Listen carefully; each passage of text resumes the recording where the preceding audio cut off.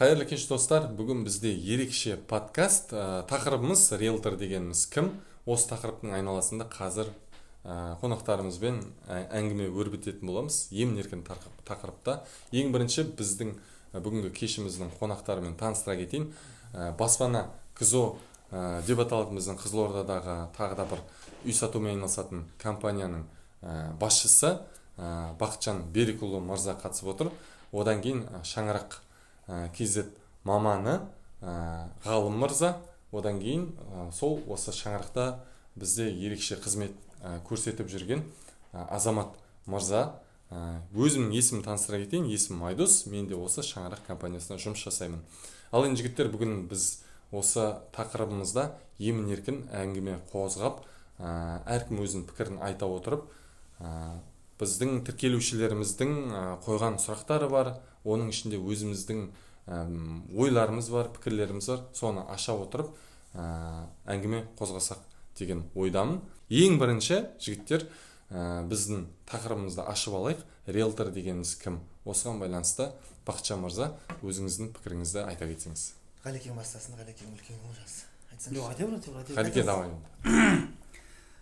Риэлтор деген жалпы ең маңызды, ең барлығының көкейінде жүрген, үй алушылардың ойында жүрген сұрақ бұл. Шынымен риэлтор кім? Өйткені риэлтор бізді білмейтіндер бар әлі. Ол негізі нақты түсініктемесі үй сатушы мен үй сатып алушының арасындағы байланыс десек болады, бір мост сияқты. Ол көрінбейтін мост болуы мүмкін біреуге, бірақ біреуге біліп, уже риэлтордың не екенін біліп, маманның не екенін біліп, анықтап, зерттеп тастаған адам болуы мүмкін. Олар арнайлап риэлторге звондап, уже полный жұмысын риэлторге тапсырып тастайды. Біледі олар уже. То, что риэлтор өзінің жұмысын біледі деген сияқты.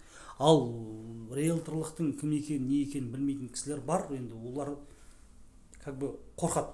Сұрақ көп олардың миында. Ол кім, не істейді, қалай қылады, ол бізден проценті көп ала ма, бүйте ма, сөйте ма, вопрос көп бұл жерде енді. Оны қазір тақырыптың қозғаймыз, иә. Нақты айтарым сол, риэлтор деген сатып алушы мен сатушының арасындағы нақты бір мост сияқты. Көпір сияқты. Керемет. Бір сөзбен айтқанда мен қоса кетейін ойымда. Яғни сатушыларға оңай әрі жылдам сату жағындағы бір көмекші маман есебінде арқа сүйей алатындай.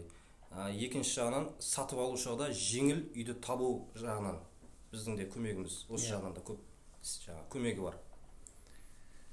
Енді риэлтор деген ол бір сөзбен айтқанда жылжымайтын мүлікті сатушы ғой. Бір маман, сондай бір мамандық иесі болып табылады. Оның арнайы ешқандай оқуы жоқ. Әркім өзінің білгенінен, үйренгені арқылы өз-өзіне жетілдіреді. Жалпы риэлтор дегеніміз кім деген тақырыпта аша түсуге тырыстық барынша. Енді әрі қарай тақырыбымызды жандандыра түссек. Көпшіліктің ойында біз риэлтордың қандай пайдасы бар деген сияқты сұрақтар туындауы мүмкін. Біздің жалпы не қажетіміз бар халыққа деген секілді. Ол сатып алушының да ойында да ондай сұрақ бар, сатушының да ойында дәл осындай сұрақтар бар. Енді жалпы біздің ойымызша риэлтордың қандай пайдасы бар өз халыққа? Енді үй сату жағына келетін болса, жаңа Азамат айтып кеткендей, тек жылдам сатып алушыға үй тауып беру, сатушыға жылдам үйін сатып беру. Өзі арзан, әрі өзі әдемі деген сияқты. Иә, сондай сияқты. Сода деп ойлаймын негізі барысы. Сіздер қалай ойлайсыздар, әріптестер? Енді риэлтордың нақты қызметі банковский вопрос болсын, ипотечный вопрос болсын, осындай нелермен көп консультациялады ғой. Былайша шындап келгенде егер үй иелері. Бізге енді вопростар көп келіп жүреді ғой, ішке офисқа келген кезде в основном банковский вопростарды сұрайды. Мысалы, ипотека жолмен мынандай салсам, 20%, 30%, 50%, соның жолдарын барлығын түсіндіреміз. Ол риэлтордың бір қызықшылығы, мен бір байқағаным, бір ғана мамандық иесі емес, бірнеше мамандық иесі. Оның ішіне журналистика да кіреді, оның ішіне сен медиатор да кіреді, оның ішіне отдел продаж, видеограф, отдел продаж, монтажер, бәрі. Оператор, банковский, бәрі, буквально бәрі. Бұрындары енді көпшіліктің ойында енді негізі риэлторлық деген бізде үлкен қалалардан келді ғой, Астана, Алматы деген сияқты. Негізі қазіргі риэлтормен салыстырғанда бұрынғы риэлторды салыстыру келмейді. Неге? Себебі қазіргі риэлторлардың былайша қызметіне көп нәрселер қосылып кетті. Мысалға айтайық, бұрындары тек жай ғана газеттермен сондайлармен шектелетін еді ғой. Қазіргі кезде риэлтор дегеніміз как маркетолог есебінде уже басқаша деңгейге қарай көтеріліп кетті. IT жағына кетті. Иә, тек қана ол жаңағыдай құжаттармен ғана жұмыс жасамайды, тек қана ол жаңағыдай үйді сатуға байланысты газет журналдарға хабарлама беріп қана қоймай, ол сонымен қатар интернетке сол үйді барынша жақсылап жарнамалауға тырысатын маман ретінде де қазір жаңа мамандық иесі болып кетті ғой. Жаңа сіз айтып отқандағыдай ғой, ол уже видеограф, ол мобилограф, ол жаңағыдай интернет-маркетолог та болып кетті, қысқаша айтқанда. И плюс банковский жаңағыдай мәселелерді шешетін тағы плюс маман. Одан кейін ең бастысы сатушы мен сатып алушыны арасын тығыз байланыстырып отыратын, келіспейтін жағдайлар көп болады ғой, енді өздеріңіз білесіздер. Соны байланыстырып отыратын ерекше маман деп айтуға болады. Осы жерде әрі психолог күшті айтты. Негізі риэлтор деп отырамыз, жалпы психолог қой. Неге? Өйткені байқап жүрген шығармыз, кейбір кезде болады ғой мынандай ситуация. Мысалға, үйдің құжатын оформить ететін кезде, яғни нотариуске барып құжатты рәсімдейтін кезде 50 мың теңге дәл сол жерде отырып келіспей қалатын кез болады. Осындай кезде риэлтордың көмегі келеді. Бізде тағы да бір ерекше осы оқырмандар жағынан да сұрақ, біздің де көкейімізде жүрген сұрағымыздың бірі, ол риэлтордан неге адамдар қашады? Осындай қызмет бола тұра білсе, неге қашады бізден? Енді бірінші фактор мынау, кезінде риэлтор деген мамандық ол бізге Қазақстаннан бұрын шетелден келді, Америкада брокерлерден көбіне риэлторларды алаяқтар деп санады. Ол именно 90-шы жылдардың кезінде уже алаяқтардың сол кездегі алыпсатарлар ғой. Алыпсатардан бұрын екі байланыс, сатып алушы мен сатушының екеуін байланыстыра отырып, ортадан ақша жымқырып кететін болған. Соның кесірінен бір аңыз қалып қояды, ол риэлтор дейді, ол үстін ақша көреді, ол алаяқ, ол үстін тағы да жаңа алып сатып жібереді деген сияқты сондай аңыз, теріс әңгімелер содан қалыптасып қалғанда, соның кесірінен қазір сондай мынандай мамандық иесі бола тұрса да қашады риэлторлардан. Осы себептен деп ойлаймын. Бір фильм сөзің аузында жаңа бір фильм көрген мен, бір шетелдік кино, ол да болған оқиға өмірде. Бірақ ол таза риэлторлыққа қатысты емес кино. Просто ішінде бір главный геройының біреуі риэлторлыққа жұмысқа тұрады. Бір какой-то бір эпизод сияқты ішінде. Сол жұмысқа тұрады, басшысы осындай жақсы ақша тапқың келе ма, табыс тап, осындай барлығын түсіндіреді. О, жақсы, не қылады, бүйтеді, офисті көреді, бәрі күшті қызу жұмыс істеп жатыр, телефонмен бәрі. И офисіне кіреді, түсіндіреді бастығы. Сөйтсе, нағыз алаяқтық жаңа шетелде айтқанда, Америкада енді кетіп қалған ғой, дамып кеткен. Банк қызметкерлерімен келісе отыра, үйлері уже құлдырап кәдімгідей андай қарызға нанет кіріп кеткен кісілер болады ғой, жаңа үйлерінің уже ипотекасын төлей алмай, сондай үйлердің спискісін береді банктың қызметкері риэлтордың басшысына. И сол басшысы сол үйлермен келісіп, ауларды қысып, біз сата алмай отқаныңызды біліп отырмыз, біз сатып береміз, типа не қылып, үстінен ақша жымқырып. Моментті пайдаланып қой. И екі ортада ана кісі үйсіз қалады, сатып береді үйін, налар ақша алып кетеді. Вот действительно кәдімгі алаяқтық дегендей ғой жаңа. Ондай нәрсе ол бізге әлі киген жоқ, Құдай сақтасын, кимей ақ та қойсын. Иә, біз Америкадан әлде қайда дамып кеткен ол бізден енді.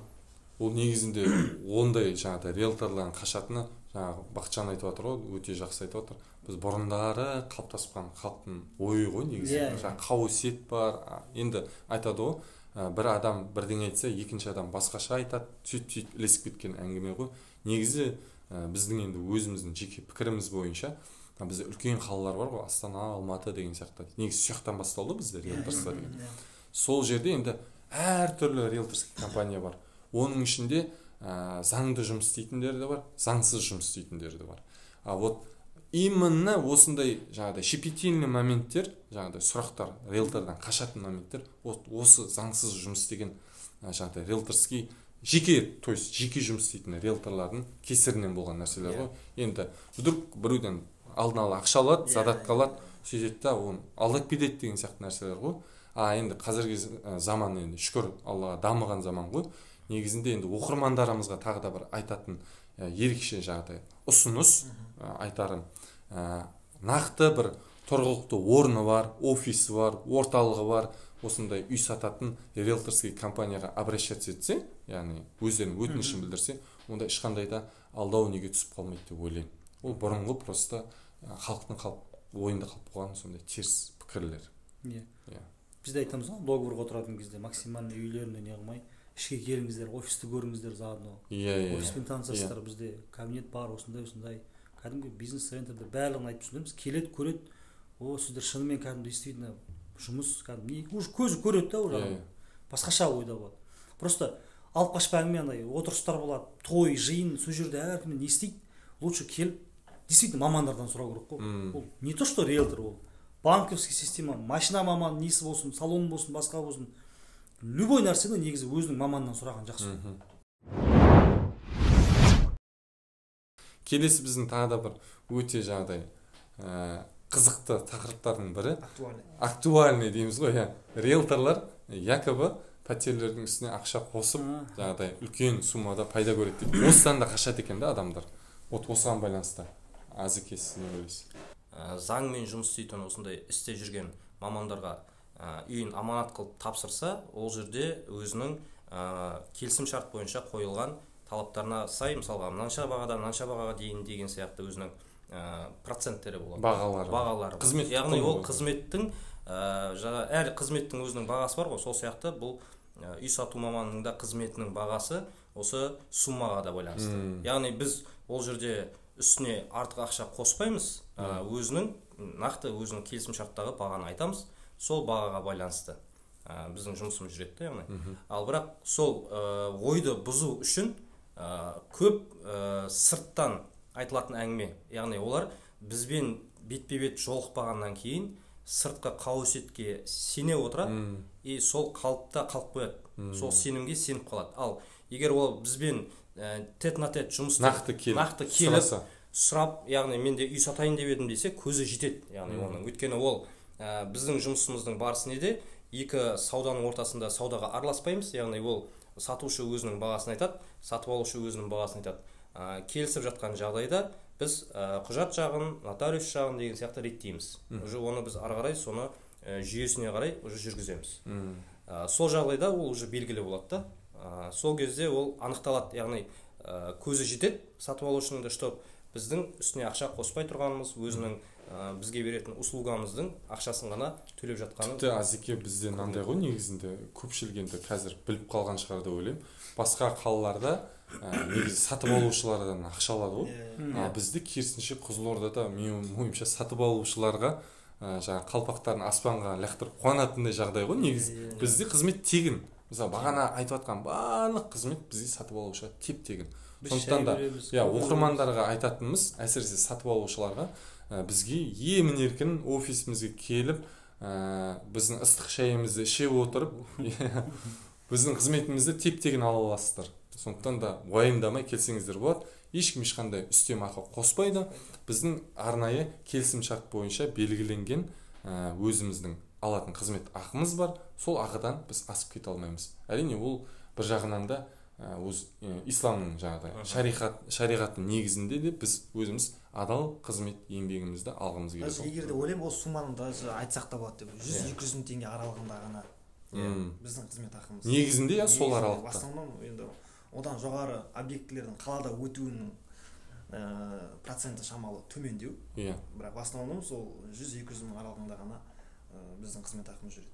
Ал бірақ оны былай қарасақ, біздің қызметіміз кейде мысалға 1 айға созылуы мүмкін, 2 айға созылуы мүмкін. Ол жердегі біздің шығаратын жарнамамыздың өзі қаншама мысалға ақша, ол көбісі ойлайды, бұлар жұмыс істемейді, яғни бір орында отырып сол ақшаны алады деген сияқты. Ал біздің негізгі жұмысымыз ол жерде жарнама шығарудан бөлек басқа да мысалға сайттарға салу, мысалға таргет деген бар, оның өзіне мысалға қаншама ақша кетеді. Бұл жүйеде жүрмеген адамға сөзбен айта салу оңай. Ал бұл жүйеде жүрген адам көзі жеткен кезде, яғни бізге төлейтін төлем ақымыз, сыйақымыз, яғни біздің еңбек ақымыз, бұл лайықты деп ойлаймын. Негізінде мына бір не бар ғой, оқиға бар ғой, бәрі біледі деп ойлаймын. Суретші Бақытжан білесің, Пикассоға байланысты. Бір күні ол кафеде отырады да, и сосын бір кісі келіп, одан сурет салып беруін сұрайды. И тұрады да суретін салып береді. какой-то бір 10 минутта 10 минутта суретін әдемі қылып салып береді. Үй тұрады да үлкен ақша сұрайды. $10,000 сұрайды. 10 мың доллар сұрайды, қысқасы айтқанда. Үй тұрады да жаңағы салдыртқан кісі айтады, мен не үшін 10 мың доллар төленген? Сен деген 10 минут салдың ғой мен суретін дейді да. Сен 10 минут жұмысың үшін мен 10 мың доллар не үшін төлеймін дейді да. Сонымен айтады да, ана кісі тұрып, жаңағы Пикассоның айтатыны ол. Мен осы 10 минут үшін менің 10 жыл еңбек тер төккем осы мастерство үшін дейді да. Яғни осы шеберлігім үшін мен осынша жыл еңбек еттім. Сондықтан да оно того стоит. Яғни бұл оған лайықты дейді да, менің қызметім. Сол секілді жаңағы сөзінің жаны бар. Біздің де осы уақытқа дейін алған тәжірибеміз бар. Енді қаншама жинақтаған оқырманымыз бар. Мысалға баспана күзінің өзінде де қазір қанша 60 мыңға дейін жетіп қалды. Оның өзі қаншама жыл бойы тірнектеп жинаған оқырмандар. Дұрыс қой? Бізде де мысалы 71 мыңға жетіп қалды. Оның бәрі 4 жыл бойы тірнектеп жинаған оқырмандар. Яғни клиентский база ғой, қысқасы айтқанда. Оның бәрі тегіннен тегін емес, бізге оңай келген жоқ. Қаншама жаңағыдай бізге келген қарсылас пікірлер бар, қиыншылықтары бар, жаңағыдай төзу бар, сабырлық бар, сондай қиыншылықпен келген нәрселер да. Сондықтан да біздің қызмет ақымыз ол өзіміздің еңбегімізге татиды деп ойлаймын. Бүгін біз тақырыпты ерекше аша түстік деп ойлаймын. Жігіттерге алғыс айтам. Егер де оқырмандарға айтатыным, алдағы уақытта осы секілді тақырыпта басқа да тақырыптар көп қой енді үйге байланысты. Осындай подкаст сұхбат жүргізгеніміз қаласаңыздар, төменде комментарийға өздеріңіздің пікірлеріңізді қалдырсаңыздар болады. Осы сұхбат жөнінде де пікірлеріңізді қалдырсаңыздар болады. Я, жоқ деген секілді келіспейтін тұстарыңыз бар шығар бәлкім. Или болмаса түсінбеген жерлеріңіз бар шығар. Оны біздің арнайы дайректке жазсаңыздар болады. Осы Қызылорда қаласындағы үй сатам дейтін болсаңыздар, баспана КЗО деген секілді сенімді компания отыр, шаңырақ отыр, және де осындай мамандарға сеніп тапсырып, үйлеріңізді әрі қарай сатай беріңіздер, шаңырақтарыңыз берекелі болсын деп тілейміз. Қашанда бірлікте, тірлікте осындай қызметімізді көрсетіп, жүре берейік, халықтың батасын алайық. Ең бастысы осы ғой, халықтың ризашылығын алу. Үлкен кісілер кейбір кезде бізге батасын беріп жатады. Ой, айналайын. Өткенде Ғалеке сізге хит болған видеоңыз қаншамадан көріп, әжеміз қандай батасын беріп жатыр. Шынымен ол ерекше сезім ол. Ең бастысы мен сол шығар деп ойлаймын. Халықтың ризашылығы ең бастысы. Одан біз ешқашан жаман болмаймыз, біз наоборот өсеміз, өркендейміз, дамимыз. Сондықтан да Ғалеке сізге үлкен алғыс. Бүгін бізге сұхбатымызға қатысып, өзіңіздің ойыңыз білдірген үшін Бақытжан мырза сізге де алғыс білдіремін. Азеке сізге де алғыс білдіремін. Но бірақ ренжи бермеңіз. От души ғой. Бәрі жақсы болды. Сондықтан сіздерге рахмет. Келесі кездескенше сау саламатта болыңыздар.